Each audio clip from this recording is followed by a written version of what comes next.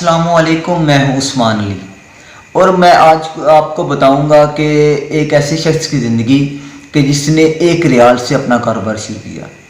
ریال کا لفظ سن کر آپ کو پتہ چل گیا ہوگا کہ یہ پاکستان کا شہری نہیں بلکہ یہ سعودی عرب کا شہری ہے۔ ہاں، میری مراد وہ سلمان الراجحی ہے کہ جس نے غربت میں آنکھ کھولی، غریب گھرانے میں پیدا ہوئے، لیکن اللہ کی کرنی ایسی ہوئی کہ ایک دن اسکول نے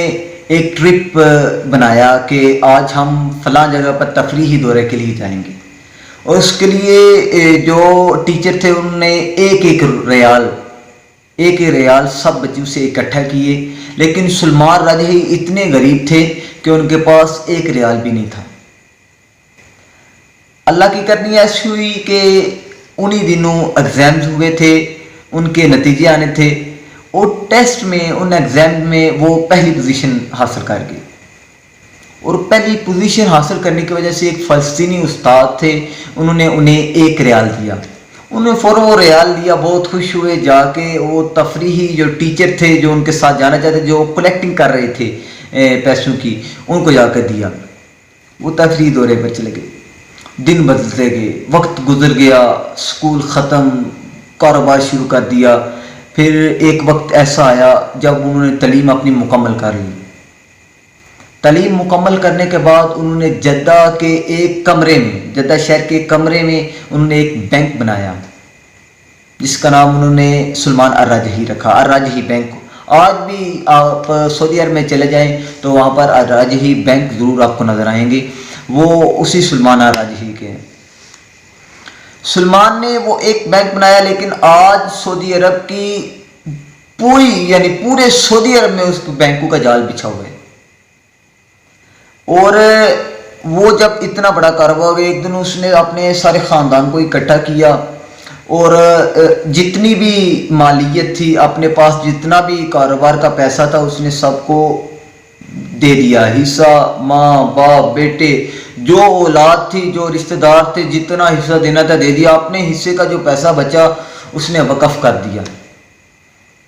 القصیم ایک سعودی عرب کا سب سے بڑا باغ ہے، اس میں تقریباً لاکھوں کی تعداد میں درخت لگے ہوئے ہیں، کھجور کا باغ ہے، کھجور کا، اور اس کھجور کے درخت کے باغ کی اتنی آمدنی ہے کہ پورا سال سعودی عرب کی تمام مساجد اور مسجد نبوی میں جو رمضان میں دسترخوان لگایا جاتا ہے، بالخصوص رمضان میں، باقی دنوں میں لگتا ہے لیکن رمضان میں جو دسترخوان لگایا جاتا ہے اس پر جو خرچہ وغیرہ آتا ہے وہ بھی وہ القصیم باغ میں سے جو پیسہ اکٹھا ہوتا ہے، کھجوروں کو بیچ کر اکٹھا ہوتا ہے، اس میں لگایا۔ دی گنیز آف بک جو کتاب ہے اس میں سب سے بڑا وقف جو لکھا ہوا ہے یہ سلمان راجحی کا جو باغ القصیم ہے وہ لکھا ہوا ہے، اور مورخین نے اسے سب سے بڑا سخی بھی کہا ہے۔ لیکن ایک دن ایسا آیا کہ سلمان الراجحی کو اپنے فلسطینی جو استاد تھے جنہوں نے 1 ریال اسے دیا تھا اس کی یاد آئی، وہ ڈھونڈتے ڈھونڈتے نکل گئے، بالآخر پتہ چلا کہ وہ ایک کچے سے مکان میں رہتے ہیں، حالات بدل گئے ہیں، غربت آ چکی ہے، غربت نے گھیرا تنگ کر لیا ہے۔ ملنے جاتے ہیں، جا کر کہتے ہیں السلام علیکم، میں آپ کا اسٹوڈنٹ ہوں اور مجھے آپ نے کچھ قرض دیا تھا، میں آج آپ کو وہ قرض واپس۔ پریشان ہو جاتے ہیں، بزرگ ہو گئے تھے، پریشان ہو گئے، میں بھی غریب نادار مسکین غربت کا مارا کسی کو قرض دوں گا؟ پھر سلمان الراجحی نے یاد کرایا کہ آپ میرے استاد تھے، اس طرح آپ نے مجھے 1 ریال دیا تھا اور اس 1 ریال کی بدولت میں آج اتنا بڑا بن گیا ہوں۔ وہ گاڑی میں بٹھاتے ہیں، فلسطینی استاد کو لے چلتے ہیں، جا کر ادھر جا کے اپنے ایک بنگلے کے سامنے کھڑی کرتے ہیں، گاڑی کی چابی فلسطینی استاد کو دیتے ہیں اور بنگلہ کہتے ہیں یہ سر آج کے بعد یہ آپ کا ہے،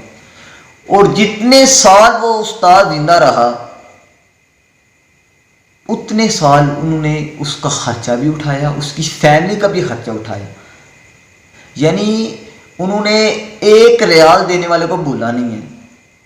یعنی بندہ جتنا مرضی بدل جائے لیکن بندہ اپنی اوقات کو،